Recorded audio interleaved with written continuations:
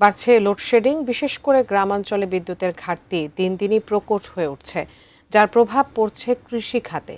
সেচ দেওয়া যাচ্ছে না ফসলের ক্ষেতে, ফিলিং স্টেশন থেকেও মিলছে না ডিজেল, ফলে উৎপাদন নিয়ে শঙ্কায় কৃষক। এসএসসি পরীক্ষার্থীরাও পড়েছে লোডশেডিংয়ের বিপাকে। প্রতিনিধিদের পাঠানো তথ্য ও ছবি নিয়ে ডেস্ক রিপোর্ট। মানিকগঞ্জে ঘন ঘন লোডশেডিংয়ের নেতিবাচক প্রভাব পড়েছে কৃষি ও পোল্ট্রি খাতে। বড় চাষিরা বলছেন এ সময়ে ধানের ক্ষেতে পর্যাপ্ত পানি দেওয়া প্রয়োজন, কিন্তু বিদ্যুৎ ও ডিজেল ঘাটতিতে তা সম্ভব হচ্ছে না। দীর্ঘ সময় বিদ্যুৎ না থাকায় তীব্র তাপদাহে পোল্ট্রি শিল্পে ব্যাহত হচ্ছে ডিম ও বাচ্চা উৎপাদন। লোডশেডিং এর কারণে হইতেছে আমাদের মুরগি ডিম পারতেছে না, গরমে মুরগি মারা গেছে, স্টক হইতেছে। 1 ঘন্টা কারেন্ট থাকে, 3 ঘন্টায় থাকে না। জেনারেটর আছে, জেনারেটর তো পাম্পে গেলে তেল পাওয়া যায় না। পর্যাপ্ত পরিমাণ পানি দেওয়া লাগবে খেতে। কারেন্টটা যদি ভালো মতো না পাই, আমাদের কৃষকদের প্রচুর লস। মুন্সিগঞ্জেও একই চিত্র।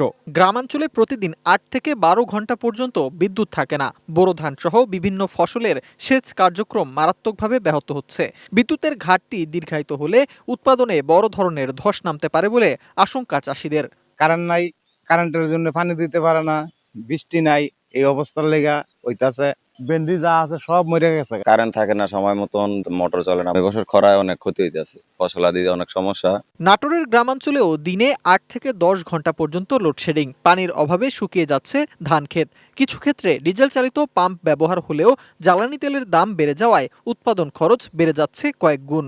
দিনের ভিতর 8 থেকে 10 ঘন্টা বিদ্যুৎ থাকে না, যার ফলে শস্য ক্ষেত্রে অনেক সমস্যা হচ্ছে এবং আমাদের জীবনযাত্রা অস্থির হয়ে যাচ্ছে। লোডশেডিং এর কারণে যে পাট বনেছে, এখন পাটের গাছ বাড়াবি না, তারপর আপনার যে ভুট্টার ফলন কমে যাবে। আমরা চাই যে লোডশেডিংটা নিরসন হোক। একই সমস্যায় ভোগান্তি আর দুশ্চিন্তায় দিন পার করছেন রংপুর, পঞ্চগড়, কুড়িগ্রাম ও সাভার সহ দেশের বিভিন্ন জেলার কৃষকরা।